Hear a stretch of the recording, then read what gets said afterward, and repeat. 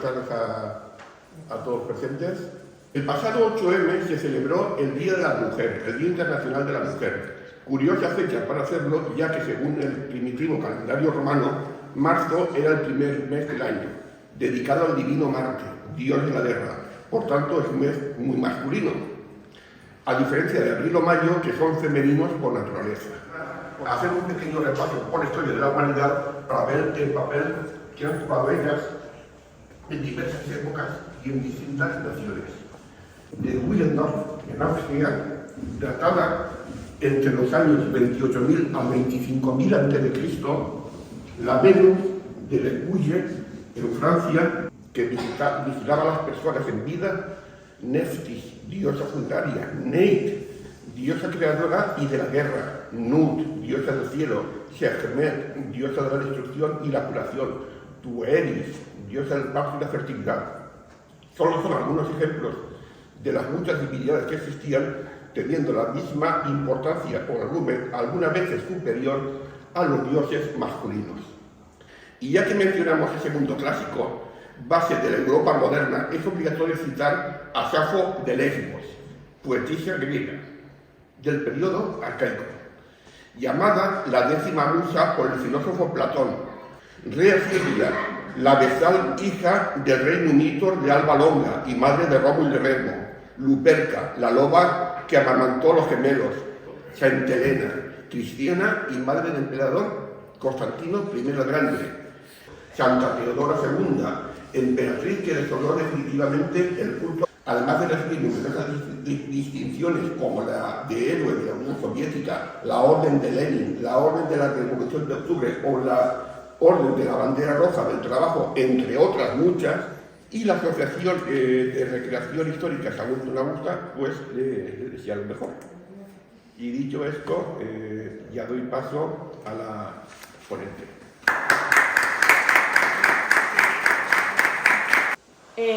Gracias a la Asociación de Sagunto Lagusta por permitirme hacer esta conferencia. Como ha dicho Valentín, es mi primera conferencia y sobre todo a Valentín por la presentación, y al Ayuntamiento de Sagunto por ceder este espacio pues, tan especial, ¿no?, al lado de un yacimiento arqueológico.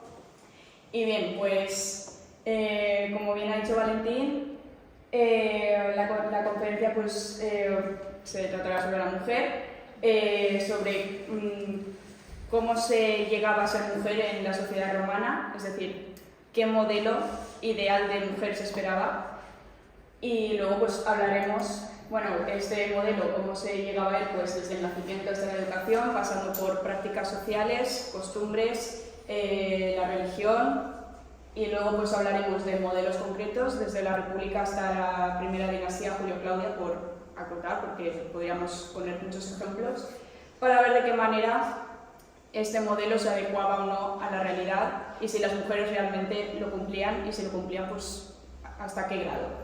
Quería comenzar con esta frase de Safo de Lesbos, personaje que ya ha presentado Valentín, famosa poetisa de la época arcaica, en la cual escribe al resto de compañeras poetisas que estaban con ella en la isla de Lesbos, que decía: os prometo que alguien se acordará de nosotras.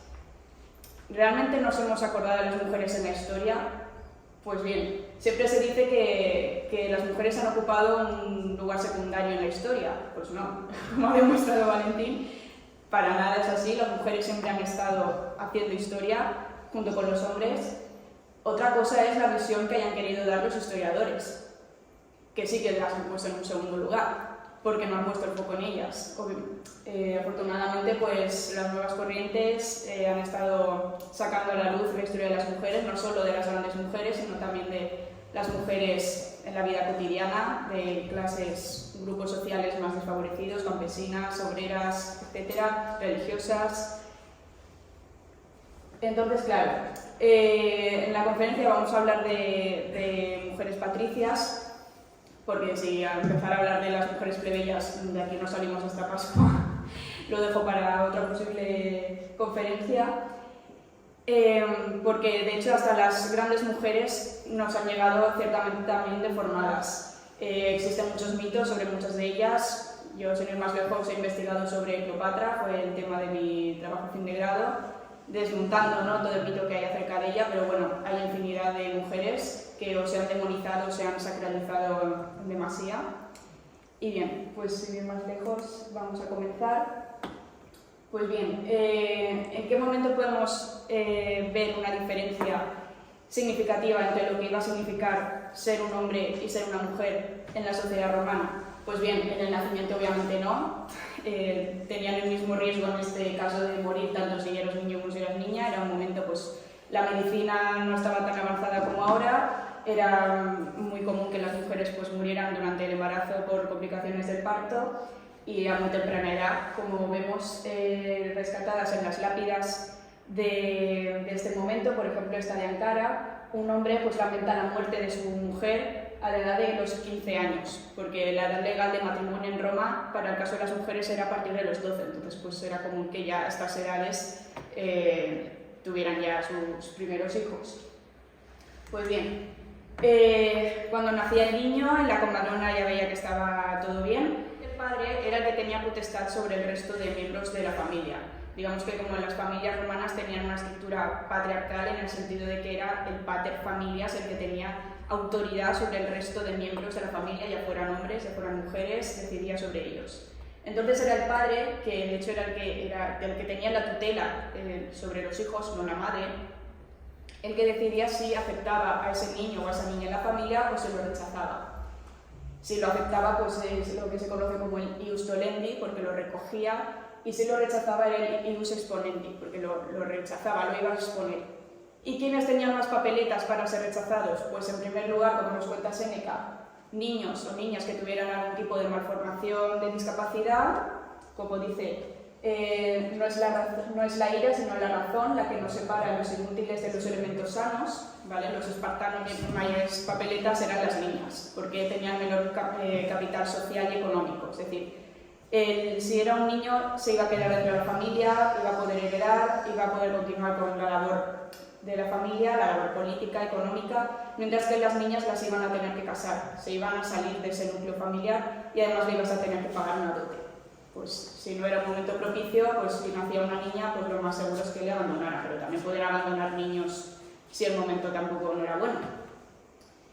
Como dice este papiro de rescatado en Egipto, en Oxirrinco, era un padre que aconseja a su mujer que, porque el padre estaba lejos de casa, que si es un niño que se lo quede, pero que si es una niña que se deshaga de ella.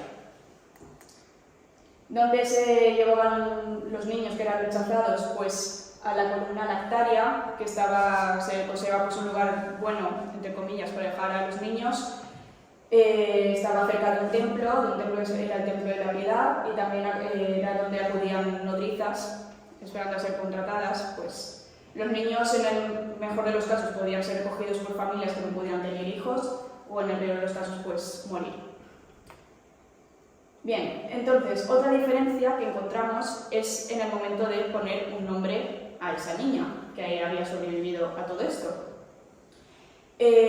Cuando se ponía el nombre en una festividad que sería como nuestro equivalente al bautizo, que se conocía como el Dies Lustricus, que era una festividad pues también de carácter religioso, en el cual pues tenían un gran protagonismo las mujeres de la familia.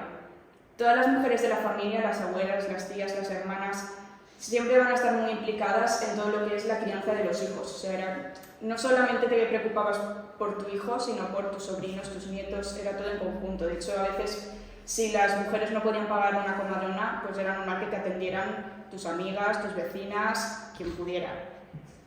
Pues como que protejan a ese niño, que los dioses los bendigan, y les imponían el nombre. Como ustedes saben, los romanos tenían un nombre formado por tres partes: el praenomen, que sería como nuestro nombre de pila; el nomen, que era como nuestro apellido, el nombre de la familia; y el cognomen, que servía para diferenciarse unos de otros porque no tenían mucha variedad en los nombres de pila, que era pues como un apodo, algo característico de la familia o de esa persona. Al fin y al cabo era un nombre que te daba identidad, ¿no? Te diferenciaba de los otros. Pues en el caso de las mujeres no era así. Directamente tenían solamente dos nombres: el nomen, el nombre de la familia, en femenino. Si eras de la familia de los Julios, pues te llamarías Julia, y así sucesivamente. Si eras de los Antonios, Antonia. Es decir, podías tener hermanas que se llamaban igual que tú. Entonces, ¿cómo se diferenciaban estas hermanas? Pues por orden de nacimiento. La mayor, la menor, segunda, tercia, o a veces se les ponía también un diminutivo de un nombre masculino de la familia, pues en diminutivo en forma femenina, pues Drusila de Druso, Mesalina de Mesala, y así sucesivamente. O sea que ya no tienes identidad. En Roma ganaban muy poco. La educación no había una educación pública como lo entendemos hoy en día, sino que había maestros que ofrecían pues, su conocimiento, sus servicios, y como ganaban muy poco, pues mucha gente se lo podía permitir llevar a los niños al colegio. Los romanos tenían 3 niveles educativos que podrían asemejarse a nuestra primaria, secundaria y bachillerato, y los que podían acceder a los niveles más altos eran las clases, los grupos plebeyos, las familias plebeyas que tenían más dinero. Pero bueno, a los niveles básicos podían acceder tanto plebeyos como patricios, y se lo podían permitir, y tanto niños como niñas, porque al final era una sociedad muy alfabetizada que necesitaba de conocer por lo menos lo básico en números y en letras para poder leer.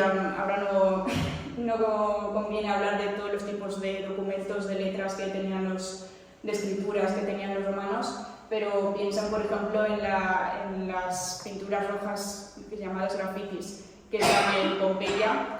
Eran como nuestros carteles electorales, o las inscripciones de los monumentos públicos. Eso era propaganda. ¿Qué sentido tiene escribirlo si la gente no sabe leer y escribir? Y luego pues también las niñas esperaban que tuvieran un mínimo de formación pues para ayudar a los padres en el taller, en el negocio, y si era pues una patricia pues también un mínimo para poder administrar la casa, y lo más importante, ofrecer una educación básica a los hijos, porque los niños de los 0 a los 7 años estaban junto a la madre, los educaba la madre y era la encargada de transmitirles el mos maiorum, es decir, las tradiciones nuestras de mujeres que escribieron, pues Agripina la Menor escribió sus memorias, pero que se han perdido. Tenemos esta tabla de madera encontrada en Inglaterra de una mujer, Claudia Severa, que escribe un documento tan cotidiano como invitar a su hermano a una fiesta de cumpleaños, y luego pues también se representaban las muestras de que tenían una formación. Estos son representaciones muy famosas de Pompeya, que vemos que se representan con la misma postura, pues sujetando las tablas de cera y sujetando el estilo en la misma postura apoyada en los labios. Bien, podían recibir una formación, por lo menos la básica, lo que sería la primaria. Podían recibir una educación superior más formada en ciencias y en letras si el padre lo permitía y si pertenecía a una familia más pudiente, pero al final estaba bien visto que tuvieran una educación, pero justa, con medida, que se convirtieran en una matrona docta que tuviera los conocimientos necesarios para eso, para administrar una casa o para transmitir valores a los hijos, porque si se pasaban de la raya pues podían ser criticadas, como por ejemplo menciona Ovidio, que muchas mujeres fingían pues que eran más tontas, ¿no?, de lo que realmente eran, para no ofender a los hombres. O Juvenal, que critica que las mujeres hablaban en griego todo el rato, lo hacían todo en griego y hasta se iban a la cama hablando en griego, porque el griego en la época romana pues era como nuestro inglés hoy en día. Cualquiera que tuviera un mínimo de formación, que quisiera darse de una persona culta, pues hablaba griego. Pues no estaba bien visto que las mujeres hablaran griego, porque ya era como presumir demasiado, ¿no?, de lo que sabían.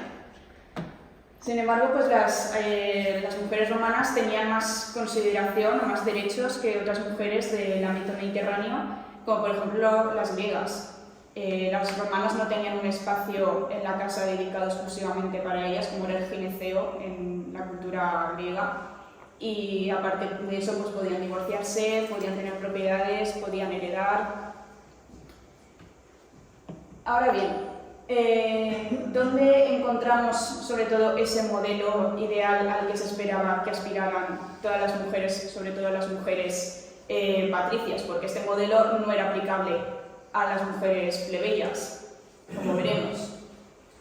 Por ejemplo, esto lo encontramos en los epitafios que hombres viudos dedicaban a sus mujeres, en las cuales describen todas sus virtudes. Pues eran castas, eran pulcras, eran bellas, se dedicaban a las tareas del hogar, a administrar el hogar, se entiende, ellas lo limpiaban y cocinaban, obviamente para eso estaban los esclavos.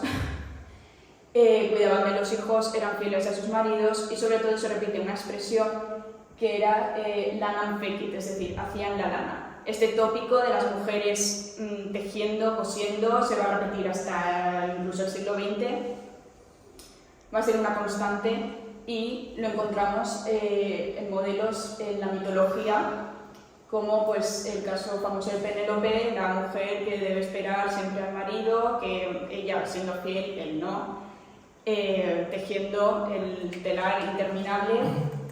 El caso de Aracne, que lo representa Velázquez en Las hilanderas. Aracne era una mortal que retó a la diosa Atenea a ver quién de las dos tejía mejor. Atenea perdió, se sintió ofendida y convirtió a Aracne en una araña. Y de ahí viene el nombre de arácnido, de Aracne, pues condenándola a tejer toda su vida. El caso de las tres diosas llamadas Moiras o Parcas, que son las encargadas de hilar la vida de los hombres, y cuando consideran que la vida de esa persona debe acabar, cortan el hilo de la vida y esa persona muere. O pues el caso de Lucrecia, que en comparación con el resto de mujeres de su época o de su grupo social, de los patricios, ella era la más virtuosa de todas porque era la que se quedaba tejiendo mientras el resto de mujeres estaban de fiesta. Bien, otra práctica social en la que se demuestra ese ideal que luego no se cumplía, como veremos, pues en la vestimenta.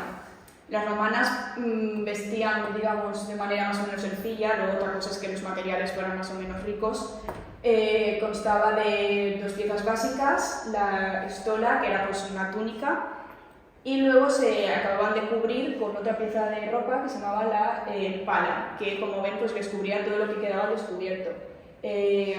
Los brazos sobre todo y el cabello que siempre lo llevaban recogido, porque las que lo llevaban suelto eran las prostitutas, entonces para diferenciarse de ellas siempre lo llevaban recogido. Y luego llevaban adornos, llevaban abalorios, joyas. Pues en principio Séneca, como describe aquí en su obra Consolación a Ilia, de una mujer que se había quedado viuda, dice: nunca manchaste tu semblante con aceites de prostitutas, jamás gustaste de esos vestidos hechos de manera que todo lo dejan a la vista. Tu único adorno fue el más bello de todos, aquel que el tiempo no deteriora, tu único adorno fue la castidad. No, en principio, pues según Séneca no estaría bien visto, ¿no?, que fueran demasiado coquetas, pero el caso es que no era así.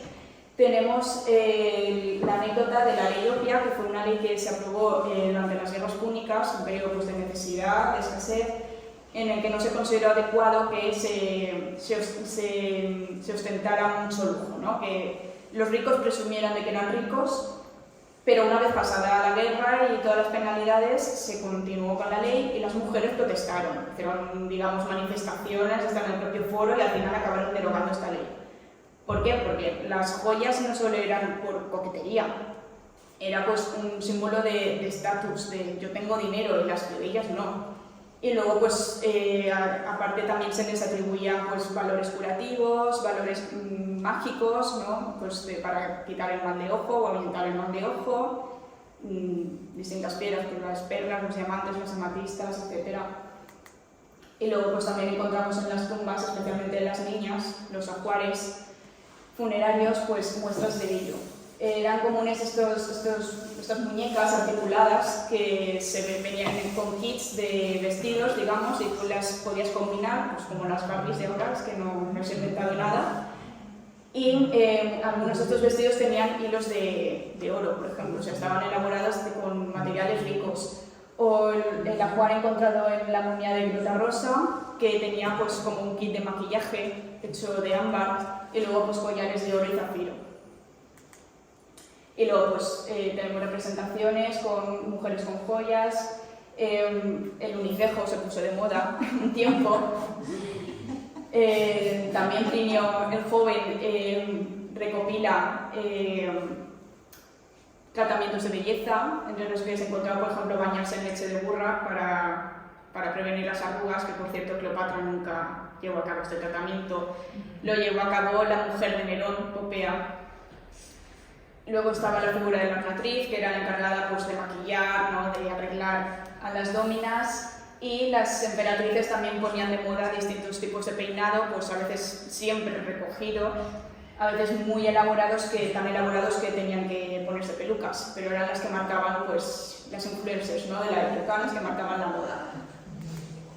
Y bueno, esto simplemente para comparar, ¿no?, cómo era el canon de belleza de la época y cómo nos ha llegado a través de películas, pues que reflejan más nuestro canon de belleza actual que no el de las romanas. Yo no, veis que tienen los brazos al descubierto, el cabello suelto, cuando lo tendrían que llevar recogido. Este vestido, ya no sé qué opinan, pero me parece un vestido más actual que no romano. La que más se asemejaría pues, sería el personaje de Lucila en Gladiator, que por lo menos lleva el pelo recogido. Y bien, pasando al ámbito de la moral, de la religión, pues encontramos divinidades que potencian, ¿no?, estas funciones sociales que deberían tener las mujeres. Por ejemplo, tenemos el caso de Juno, que es la diosa del matrimonio, que también debe soportar las infidelidades de su marido, que es Júpiter, y ella siempre queda como la mala, la celosa. Vesta, que era la diosa de la familia, y luego Diana, que era la diosa de la fertilidad también, de los partos, era una mujer, una diosa, que se le invocaba en el momento del nacimiento para propiciar que todo fuera bien. Y también era una diosa que se vinculaba a la naturaleza, a la caza, pero entendida en un sentido salvaje, porque ¿no?, siempre a las mujeres se las ha asociado con temas más emocionales, más pasionales, irracional, como aquello que se tiene que controlar, que se tiene que domar por parte de la razón, que sería representado por los hombres. Y por otra parte, pues también es una divinidad que se la vincula a la luna en contraposición a su hermano gemelo, que es Apolo, que está vinculado al sol. De hecho, la luna pues, siempre ha sido un cuerpo celeste muy vinculado a las mujeres. Las mujeres llevaban como símbolo de protección collares en forma de media luna. Y bueno, si no, pensar en el ciclo menstrual, los 28 días, pues como el ciclo de la luna. Y de hecho, pues a Diana se le llamaba también la Diana Lucifera, cuando se le invocaba para que protegiera el momento del parto. Bueno, también muchas divinidades femeninas se han vinculado a la figura de la luna. Tenemos también, por ejemplo, a Selene, que es otra diosa de la luna. Y bueno, pues también otras diosas de otras religiones que también se practicaban en lo que era el Imperio Romano y que, porque había mucho sincretismo en estas civilizaciones, es Isis, también diosa de la fertilidad y que también pues, se la representa con los cuernos de vaca, que también pues, recuerda a una media luna. Y bien, ahora hablaremos de dos fiestas que remarcan este papel social de la mujer. Por ejemplo, tendremos por un lado la Matronalia, que se celebraba el 1 de marzo, que en el antiguo calendario romano, un calendario lunar, los romanos tuvieron un calendario lunar hasta que Julio César impuso el calendario solar, que es el que tenemos hoy en día. El 1 de marzo era cuando comenzaba el año. Pero ¿qué pasaba en esta festividad? Que era en marzo, era el mes dedicado al dios Marte, dios Ares, dios de la guerra.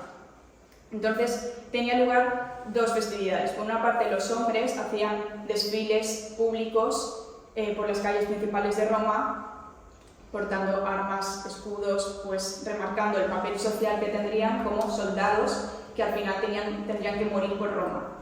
Su papel para servir a Roma, su papel patriótico en ese sentido era morir por Roma.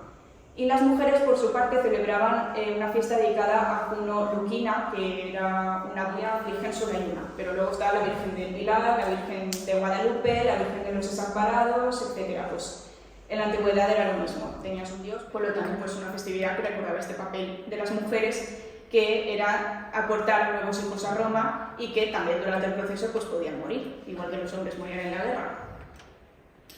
Pues bien, esta festividad no se celebraba con desfiles públicos, sino más bien en un ámbito privado y solo las mujeres. Primero en casa pues, se la honraba, se le daba regalos, era como el Día de la Madre, y luego acudían al templo de la diosa, que estaba en el Monte Esquilino, una zona más humilde de Roma, más apartada. y ahí pues hacían ofrendas a la diosa, pero eso sí, entregaban flores, no hacían sacrificios, porque si quieres propiciar los nacimientos, pues no quedaba bien que mataras a un animal. Y esta fiesta, pues Ovidio dice que conmemoraba también el momento del secuestro de las Sabinas,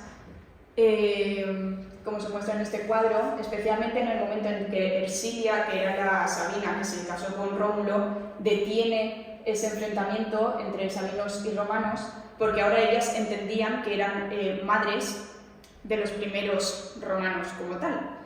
Entonces querían proteger tanto a sus maridos como especialmente a sus hijos. Ellas, como esposas fieles y como madres de los romanos, es como defienden los intereses de su nueva patria, que es Roma. Y de hecho, una curiosidad, se cuenta que las Sabinas aceptaron quedarse con los romanos, ser sus esposas, siempre y cuando no las relegaran completamente al hogar. La única tarea que harían sería tejer, curiosamente. Bien, y luego pues la otra festividad así significativa sería la Macravia, se celebraba en junio, que por cierto junio era el mes que se consideraba más propicio para casarse, porque era el mes dedicado a la diosa Juno, la diosa del matrimonio, y era una fiesta en la cual se celebraba la diosa Mater Matuta, y en la cual eran las tías las que iban con sus sobrinos al templo a pedir por el bien, la fortuna de sus sobrinos. Como hemos visto, pues las mujeres en general, las de la familia, son las que están implicadas con el cuidado de todos los niños de esa familia, no solo los propios. ¿Por qué? Pues porque esta diosa se ha relacionado con Ino, que era una humana que salvó, que protegió a su sobrino, que era Baco o Dioniso, que era un dios, pues también un dios bastardo de Júpiter, y lo quería proteger de la ira de Juno. Y entonces, en agradecimiento por este gesto, los dioses la divinizaron. Entonces, pues como era una mujer que protegió a su sobrino, pues lo normal era que se celebrara, que las tías pidieran por el bien de sus sobrinos. Y bien, luego de ver estas creencias, estas prácticas sociales, estas costumbres, esta moral que se reflejaba en la religión, en las festividades, etc., vamos a ver de qué manera se aplicaba en el caso de algunas mujeres célebres. Cornelia, yo no sé si la conocerán, no es muy conocida por el gran público, pero en cambio sí que lo es su padre, era Publio Cornelio Escipión, llamado el Africano, porque fue el que derrotó en la batalla de Zama a Aníbal, poniendo fin a las guerras púnicas. Y pues Cornelia nació en el seno de una familia patricia con mucho prestigio y recibió una esmerada educación. Sería lo que hemos comentado antes, una matrona docta, pero que tendría mucha más educación a la que podrían haber aspirado otras mujeres, incluso muchos hombres de familias no tan pudientes. Y se casó por intereses políticos con Tiberio Sempronio Graco. ¿Por qué por motivos políticos? Porque aunque en teoría el matrimonio en Roma, uno de los criterios era que los dos cónyuges tenían que dar su consentimiento, pues esto entre las clases patricias no podía ser así, porque se debían más a motivos políticos para establecer alianzas que no por la voluntad de ambos. Y con los divorcios igual. Si interesaba que un matrimonio se desapareciera, pues se divorciaban y ya está. Bien, tuvieron 12 hijos, de los cuales solo sobrevivieron 3. Una niña llamada Sempronia y los 2 hijos que serían los más famosos, que eran Tiberio y Cayo, que los famosos hermanos Graco, que acabaron siendo asesinados pues dentro de las luchas de poder entre las distintas facciones políticas de la República. Y bien, se quedó viuda muy pronto, pero no se volvió a casar. Representó, digamos, el modelo ideal de mujer de Univira, es decir, que solo se había casado con un hombre y por lo tanto solo había desarrollado una línea de sangre. Pero esto en la práctica tampoco se llevaba, o sea, se tenía como un ideal, pero lo lógico era que lo normal, que cuando una mujer enviudara, pues se volviera a casar. Eso sí, pasados 10 meses, para evitar que si se hubiera quedado embarazada, pues que no hubiera dudas respecto a la paternidad de ese niño. Y si no se cumplía, pues se castigaba. ¿Por qué no se volvió a casar? Porque pretendientes no le faltaron, porque era una mujer muy popular y que pertenecía a una familia muy prestigiosa. Pues para mantener su independencia y sobre todo un control sobre la educación de sus hijos. Y este control sobre la educación de sus hijos le permitió tener una influencia sobre ellos. Se la presenta siempre también como una madre devota, como cuenta en la anécdota de Valeria Máximo, que cuenta cómo una amiga fue a visitarla y estuvo presumiendo de todas las joyas que llevaba. Y Cornelia esperó a que sus hijos llegaran del colegio y dijo: estas son mis joyas. No se presentaba como una mujer presumida, sino que su gran valor en su vida eran sus hijos. ¿Y cómo influyó sobre sus hijos, que sí que ejercieron política? Pues nos han llegado una serie de cartas supuestamente escritas por Cornelia, en las cuales da consejos políticos a sus hijos, pues si convenía aprobar o no una determinada ley, si convenía enfrentarse o no a un determinado rival político, y siempre estas cartas reflejan que no solo está preocupada por el bienestar de sus hijos, eso al final como que queda en un segundo plano. En plan, no hagas esto porque igual van a por ti y te pueden perjudicar. No, siempre lo hace con la idea de hay que hacer esto por el bien de Roma. Ahora no es conveniente que apruebes esta ley porque si no puedes provocar un enfrentamiento y eso no le conviene al Estado, no le conviene a la República.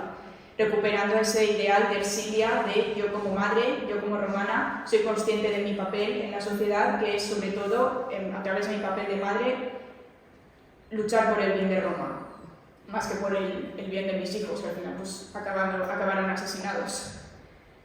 Tal fue la popularidad de Cornelia que el Senado le dedicó una estatua, la primera vez que se le dedica una estatua pública a una mujer en la República. Siempre se dedicaba a los grandes generales, a los grandes políticos, que no nos ha llegado, solo nos ha llegado el pedestal, en la cual pues, se la recuerda como Cornelia, hija del africano y madre de los Graco.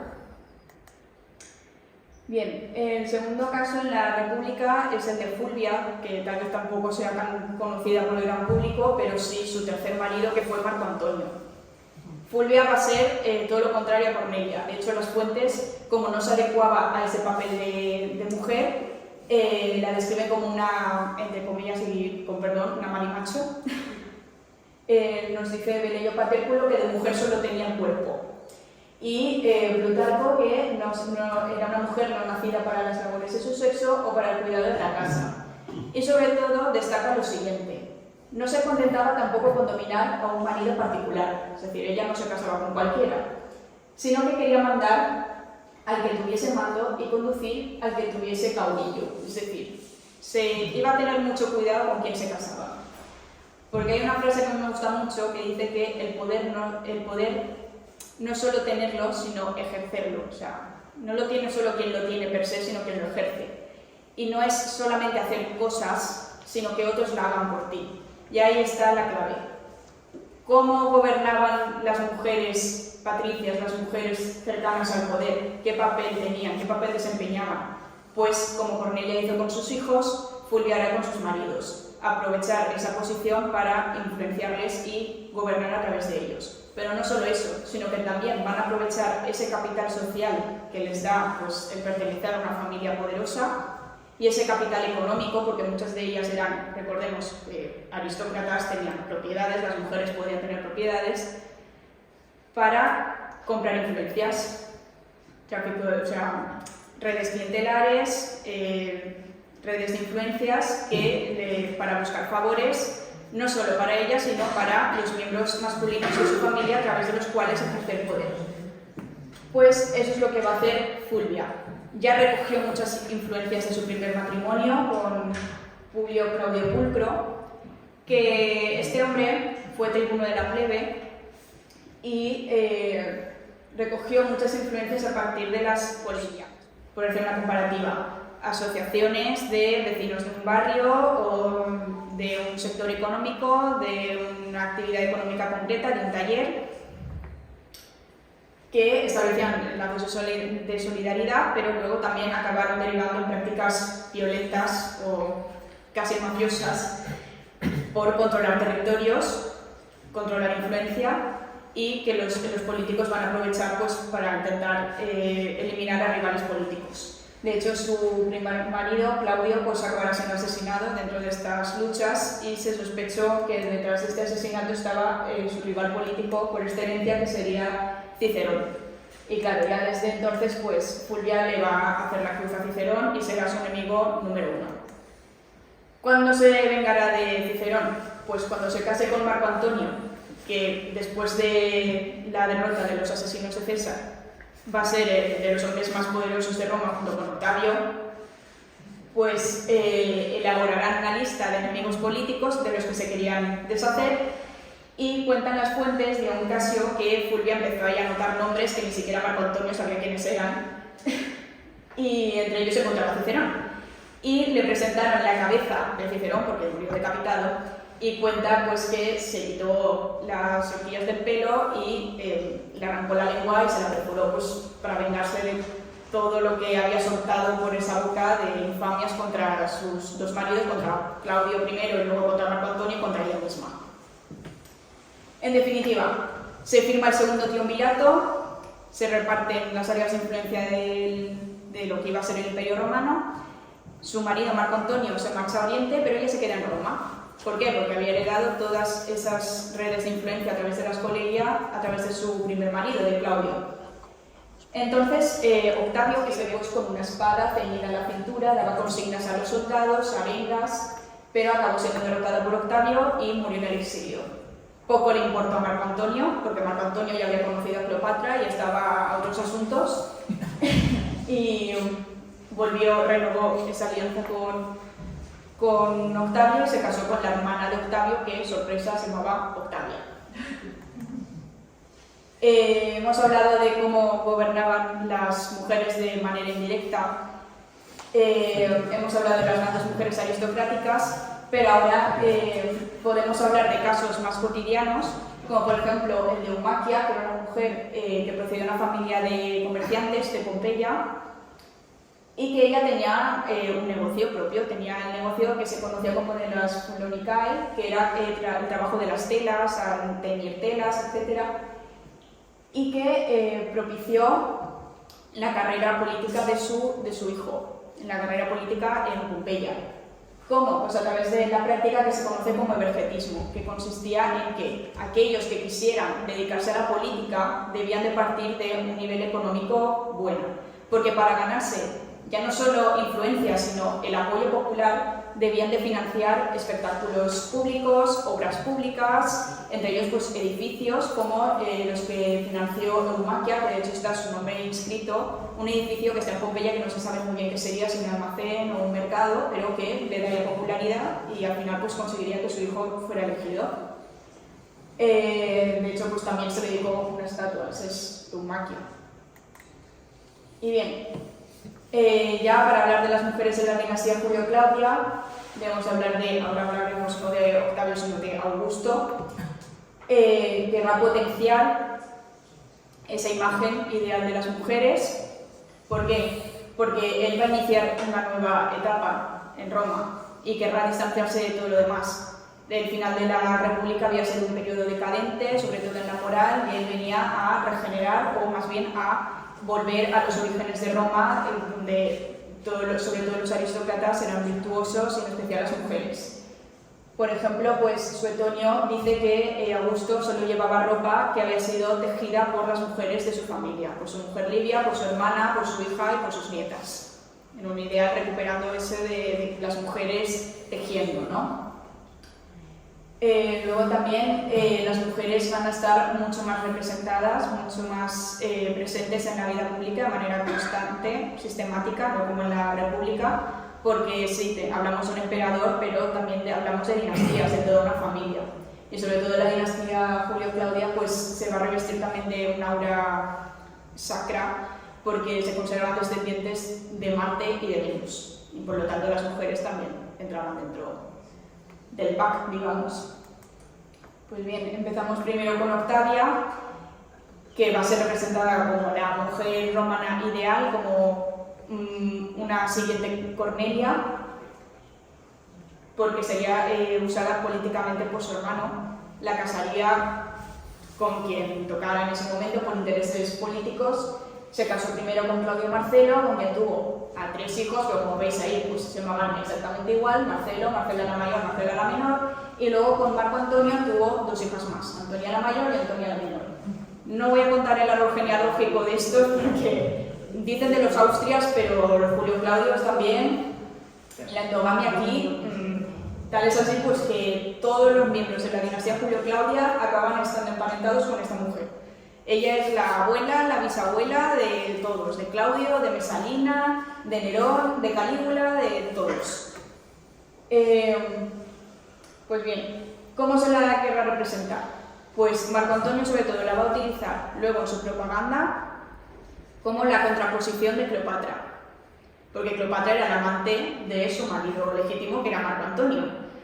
No vamos a hacer las descripciones pormenorizadas porque si no estaríamos aquí hasta después de Pascua, pero en definitiva, mientras Marco Antonio estaba con Cleopatra haciendo lo que estuvieran haciendo y guerreando, Octavia estaba en Atenas, en la casa de Marco Antonio, administrándola, cuidando de sus hijos propios y de los hijos que Marco Antonio había tenido con Fulvia, que eran 2 niños, y además se mostraba como una mujer devota que quería ayudar a su marido en la guerra, que le proporcionaba soldados, reservas, dinero, pero que Marco Antonio no le va a hacer caso, lo va a rechazar y que incluso se va a divorciar de ella. Y eso pues Octavio lo va a aprovechar para considerarlo pues una ofensa y a tener un motivo más para declararle la guerra formal.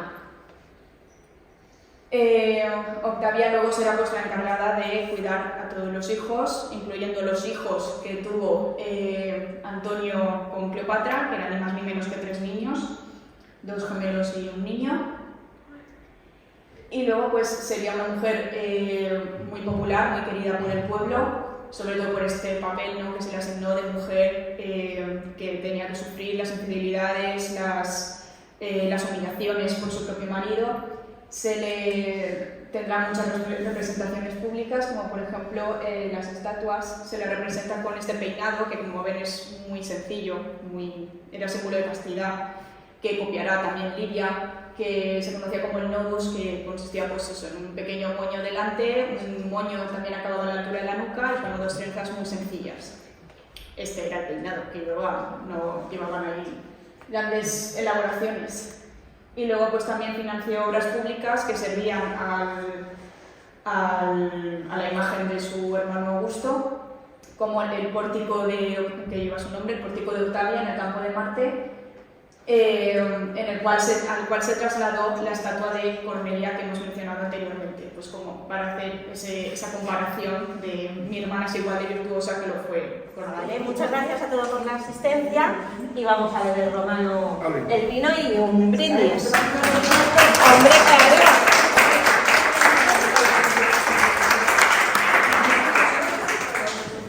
Por los que estamos presentes y por los que ya no están. Por los dioses lares, que son los protectores del hogar, y los dioses manes, que son el espíritu de los antepasados. Por supuesto, brindar por el dios Baco, que es el dios del vino, la divinidad tutelar, una de las divinidades veneradas en la ciudad de Sagunto, y por todos los presentes aquí. ¿Vale? Por todos los y por los dioses.